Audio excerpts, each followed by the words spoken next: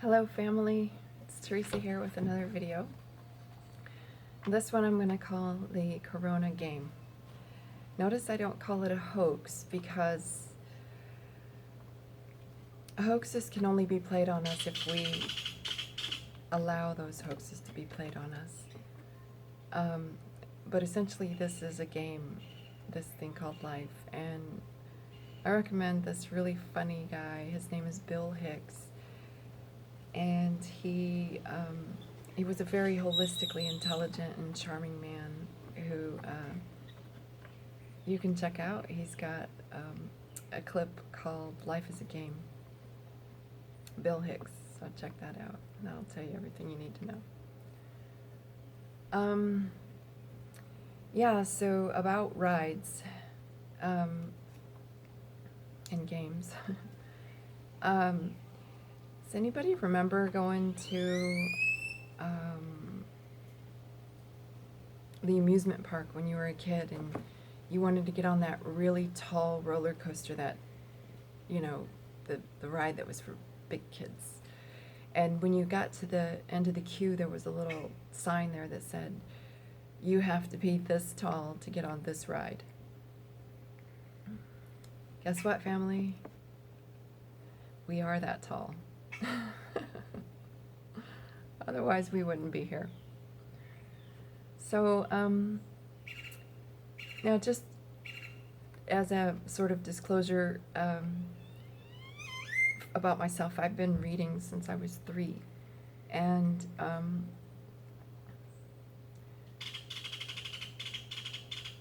I have a lot of words.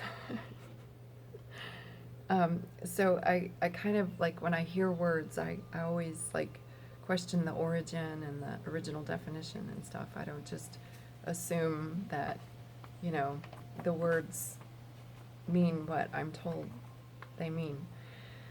So, question everything, right?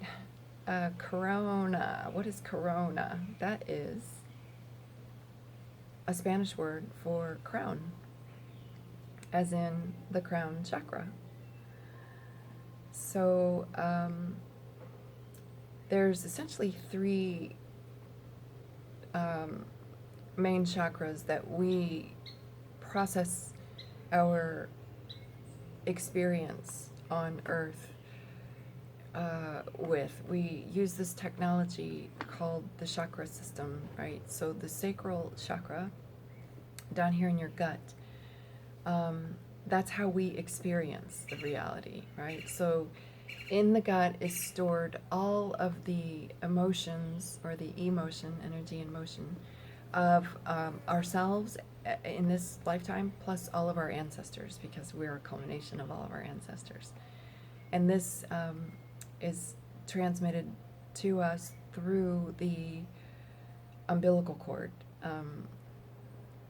And that's why it's so hastily cut off at birth rather than being allowed to fall off on its own, because if we were to stay connected to that sort of download for our DNA memory, if we were able to download, you know, as much as possible all the codes of our DNA, then we would be more fully functioning human beings. So that's the, you know, when somebody says, I just had a gut experience, I had a gut feeling, right? That's what I'm referring to. So that's, consider that like the first part of the pyramid, or the Trinity. Then the next is our heart chakra. So our heart, it feels, right? It feels the love we receive, and it feels the emotions, the energy and motion that we give and receive. So that's the heart part of the Trinity. And then last but not least is the corona, which is essentially the seat of your imagination, your connection to source, to your co-creative abilities, by connecting to the prime creator through your crown chakra. So so the mind, as we could say, like the mind, right, in this crown chakra area, it's just essentially meant to be part of a trinity. It's not meant to be the one and only venue to interpreting our experience as a human race, right? So how does this technology get seized up? Well, the gut is seized up with trauma. That could be, fire and brimstone hailing down from Father Sky, or the great deluge and floods of Mother Earth, or market crashes, recessions, depressions, economic disparity, 24/7 news, fear porn. That's a really good way to seize up that ability. Then how does the heart get seized up? Well, when we, the infinite consciousness who's down here having a human experience, overly identify with the experience we are having, then we kind of lose the plot. We forget that it is a game and that it's just an experience meant for our learning. And then we sort of overly identify with the roles, like I'm black and you're white, and you're male and I'm female, and I'm Democrat, you're Republican. This is my sports team versus your sports team. It's a good way to, when we overly identify with the experience, that sort of relegates us into just using the mind to interpret our experience that we're having. And when we overly identify with that, then it sort of relegates us into being, the victim or the perpetrator, swinging from one polarity to the next without remembering that, hey, I am that I am. And I'm just having an experience that's, in this lifetime, I'm a slave, right? And in another lifetime, I was the slave master, so I have to experience both sides of those polarities, right?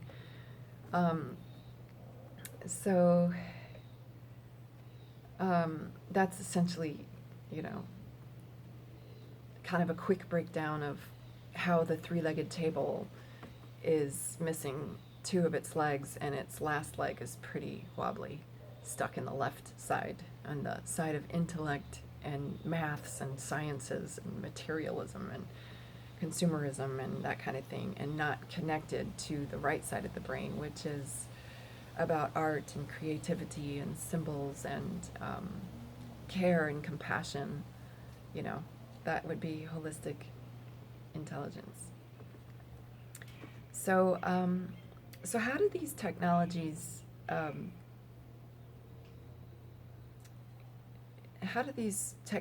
interface, right, in our 3D reality to create the game? Well, because the human race primarily has been, for a very long time, kind of stuck in this one-legged table scenario, it's sort of opened the door for more of these parasites, and specifically I'm referring to artificial intelligence. The artificial intelligence in this case is off-world entities that do not have a connection to source, so therefore are unable to create their own reality. They have to get us to do it for them. And then there's 3D artificial intelligence, which is your smart devices, your smart meters, your smartphones, and SMART is actually an acronym for Super Military Arranged Radar Technology.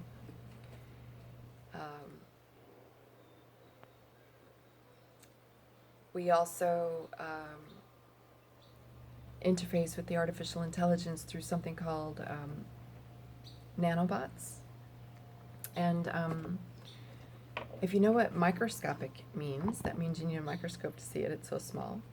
Kind of like the viruses that can't get in your face mask because your face mask blocks out microscopic stuff, right? So nano is even smaller than micro, and bot is short for robots. So it's basically artificial intelligence robots that are nano in size, and they get into our body through various different ways, like chemtrails,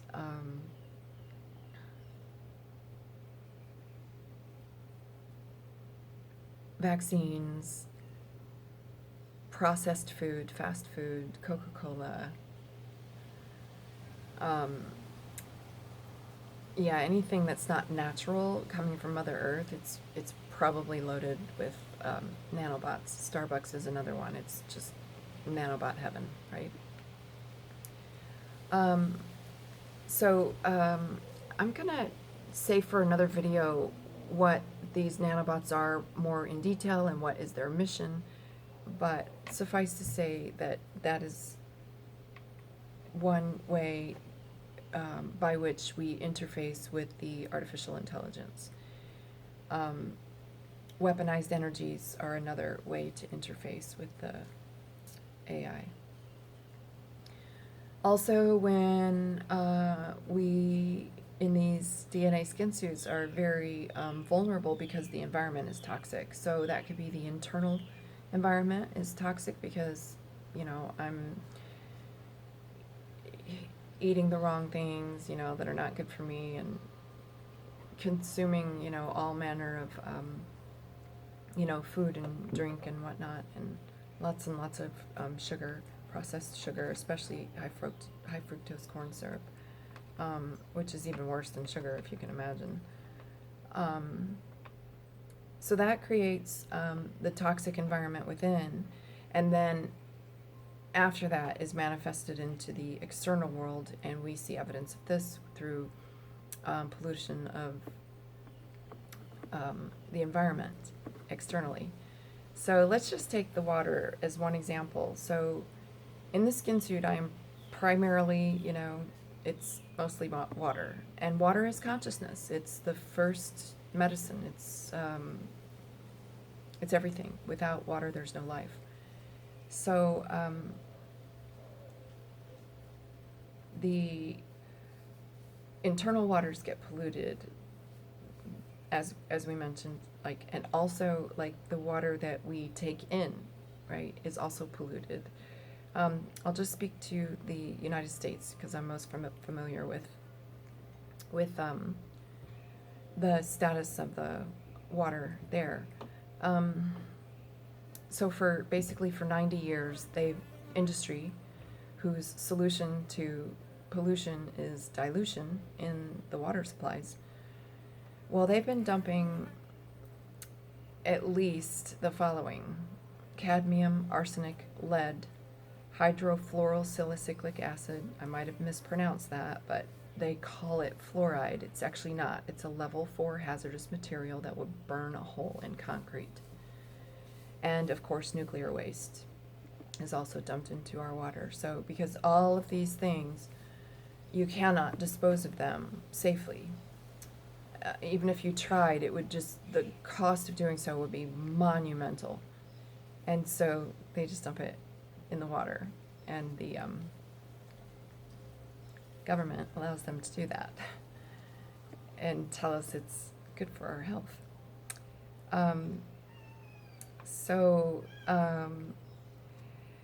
That's the external waters. Also are polluted by way of the toxic petrochemical drugs that a lot of the people in the world are taking routinely, and because all that goes in gets recycled and comes out in your urine, and then that water is sent to the municipal treatment facility where they treat it with all manner of more toxic chemicals, and then it essentially gets recycled. So water, being consciousness, is going to retain the memory of everything that it came into touch with.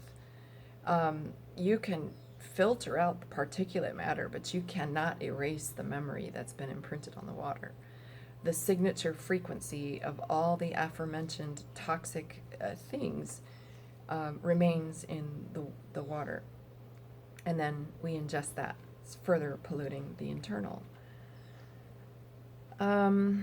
So all of this sort of works in unison to hamper our ability to interface with our Holy Trinity and to communicate with Prime Creator, the source of all that is, all that was, and all that ever will be. And thereby this hampers the ability of our technology to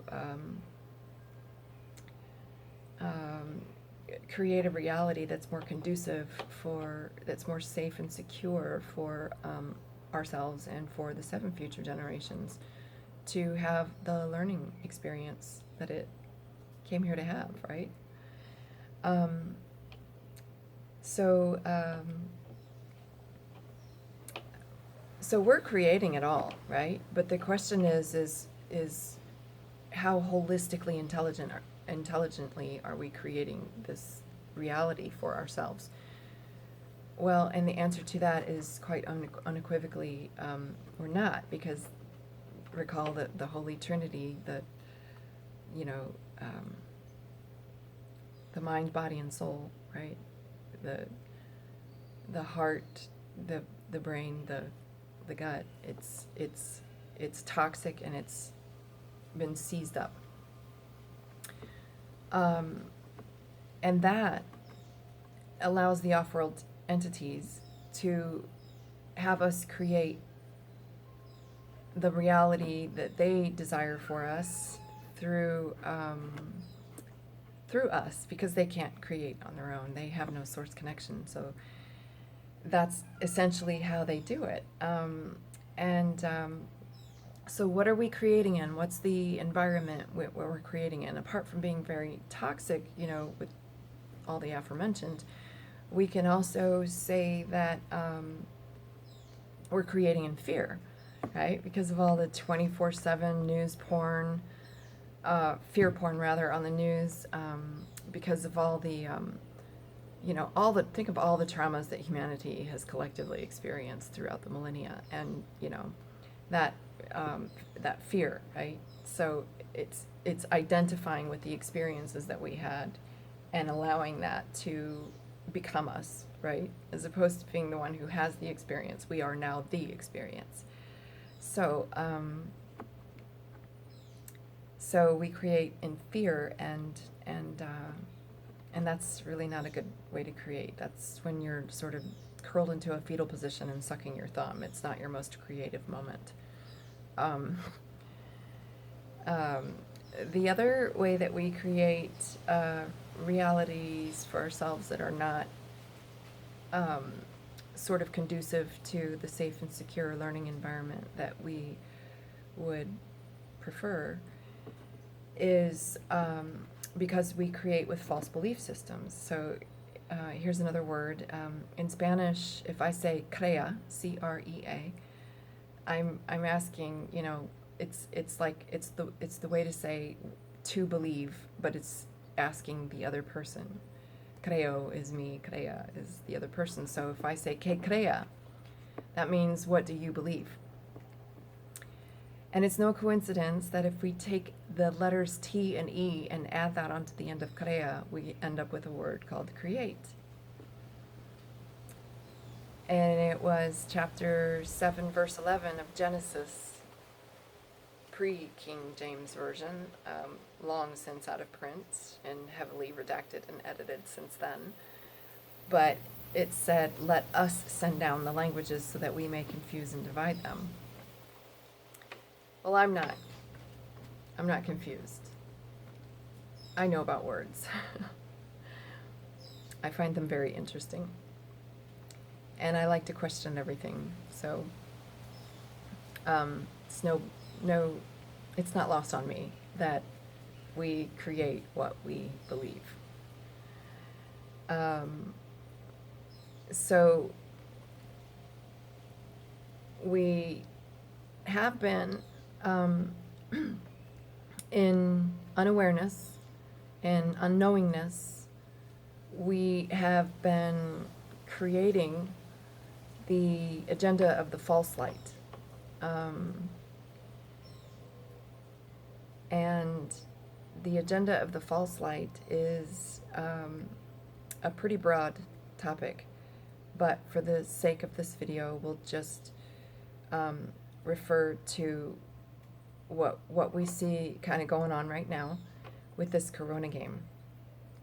And that is coming in part 2. Going to discuss the agenda, the full disclosure. I realize that a lot of people have been posting videos on Corona and stuff, so, but I have not seen to date anyone that's provided the absolute full disclosure. So I'm going to take the liberty of doing that with the blessing and permission of Mother Earth, and I desire to do so not for my sake, but for the sake of being in service to Mother Earth and all of her children and all of the life which she so generously provides. So that's it for now, family. I will be back in part 2 to discuss the agenda and some solutions. That's the other thing that's really missing from the narrative. Even the alternative media is missing this key and crucial piece. So stay tuned, and I hope you'll join me for part 2. Namaste, family. I love you.